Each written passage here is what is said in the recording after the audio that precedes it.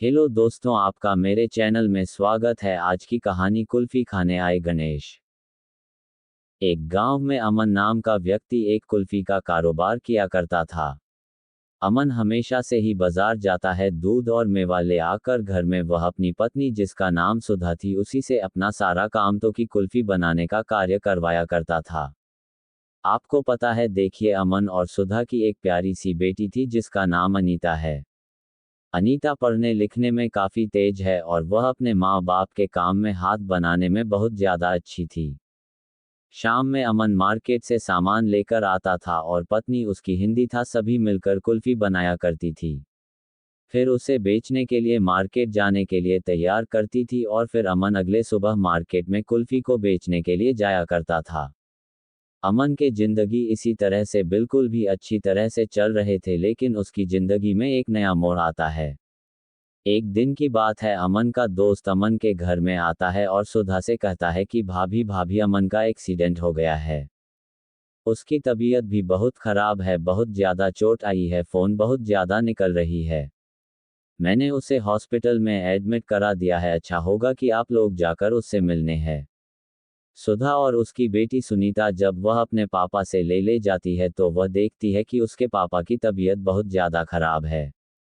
सुधारो अपनी बेटी को देखकर अमन कहता है कि मेरी हालत बहुत ज़्यादा खराब है, मुझे नहीं लगता कि मैं जाना दिन जिंदा रह पाऊंगा।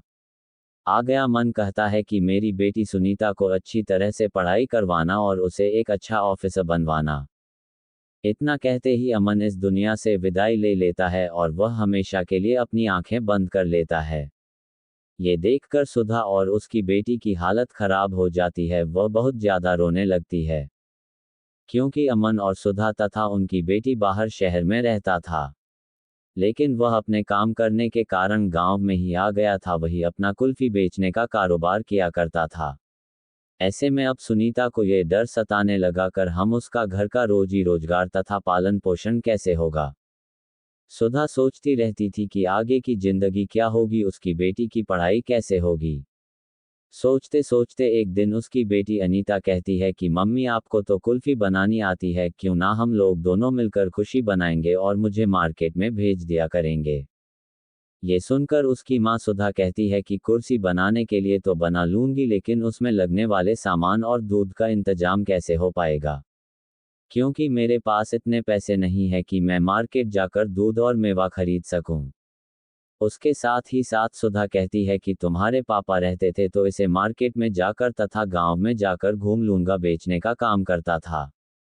तभी उसकी एक नन्ही सी बेटी सुनीता कहती है कि मैं मार्केट में जाकर दूध उधार ले आऊंगा तथा साथ में दूध और मेवा भी उधार ले आऊंगा। अगले दिन जब भी मैं आइसक्रीम बेचकर, मतलब कि कुल्फी बेचकर पैसा होगा, उसकी उधार की रकम दूंगा। उस्मानपुरा विमान जाती है। अगले ही दिन छोटी बच्ची सुनीता जाती है दूध वाले के यहाँ उधार मांगने के लिए, लेकिन दूध वाले उसे उधार दूध देने से मना कर देते हैं। वह मन उदास होकर वापस घर आ ही रही होती है। रास्ते में उसे एक लड़का मिलता है और कहता है कि बहन, कहाँ जा रही, काफ़ी उदास लग रही हो। उसी में सुनीता कहती है कि हाँ, मैंने तो दूध वाले के यहाँ उधार मांगने गया था ताकि कुल्फी बनाकर उसे बेचकर मैं अपना जीवन यापन कर सकूं, लेकिन दूध वाले ने मुझे उधार देने से मना कर दिया है। साथ ही साथ सुनीता ने उस दूध वाले की पूरी कहानी कथा, अपनी पूरी कहानी बताए।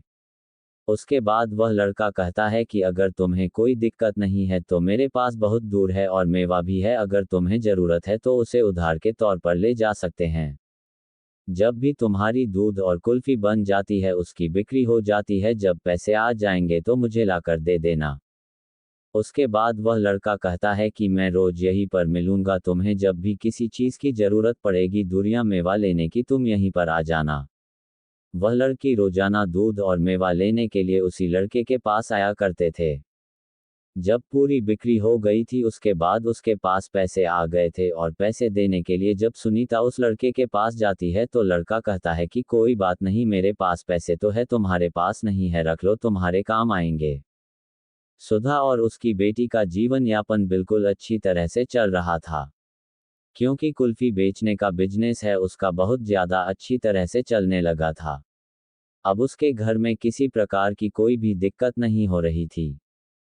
एक दिन की बात है, सुनीता जहां से दूध लाते थे उसी जगह तथा उस लड़के से मिलने के लिए उसकी मां सुधा कहती है कि आज मैं भी तुम्हारे साथ जाऊंगी देखने के लिए। तभी सुनीता के साथ उसकी मां दूध लेने के लिए निकल पड़ती है, लेकिन वहां जहां वह लड़का मिलता था वहां पहुंचती है सुनीता। उसकी मां तो देखती है कि वहां कोई भी नहीं है। दोनों मिलकर पूछते वहां इंतजार करते हैं, लेकिन वह लड़का नहीं आता है। वह दोनों था खाकर घर चला जाता है और दोनों फिर कुल्फी बेचने के लिए मार्केट जाकर आता है। दोनों थक हार कर आने के बाद अपने घर में खाना पीना खाकर सो जाते हैं। रात के सपने में सुनीता के सपने में वह लड़का आता है और कहता है कि तुम बहुत ज्यादा परेशान लग रही हो।